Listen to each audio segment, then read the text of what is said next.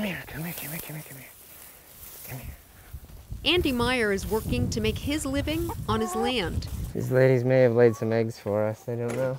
Attracted by the prospects of a rich groundwater supply and a moratorium on commercial well drilling that's since been lifted, 2 years ago, Meyer and his wife bought nearly 40 acres near Page, Texas, in Bastrop County, to farm and ranch. We'll replant a lot of this flatter top hillside to vegetables, and then we'd like to do orchard crops down along the backside of this hill. 2 months after signing on the dotted line, they learned we're sort of in a ring surrounded by where these water marketers want to drill their wells. 2 prospective water marketers have been eyeing the Carrizo-Wilcox Aquifer, the same aquifer that lies underneath Meyer's land, with hopes of one day selling the resource to growing communities near Austin. Once they drill water here and they drain it in 20 years, then what? You know, as long as you allow these unsustainable growth patterns in the cities, then you're not solving the problem, you're just kicking the can down the road. So how's everything going out here?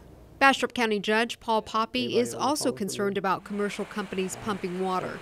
He says he wants to ensure that there will be enough water to accommodate Bastrop's continued growth and agricultural interest. And he's worried that pumping in the next county over for San Antonio's water needs will impact Bastrop County. We're all in this together, and the aquifer is not, there's no boundaries. The county lines don't mean anything to the aquifer. Prospective water providers argue that without a guaranteed long-term water supply, they cannot invest in pipelines or persuade cities to become customers.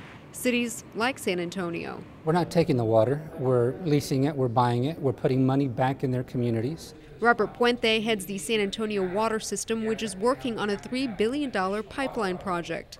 The utility is negotiating with 2 private companies to pipe in 16 billion gallons of water a year from Burleson County, 142 miles down to San Antonio. For years, the companies have held more than 3,400 leases with local landowners to have their water exported.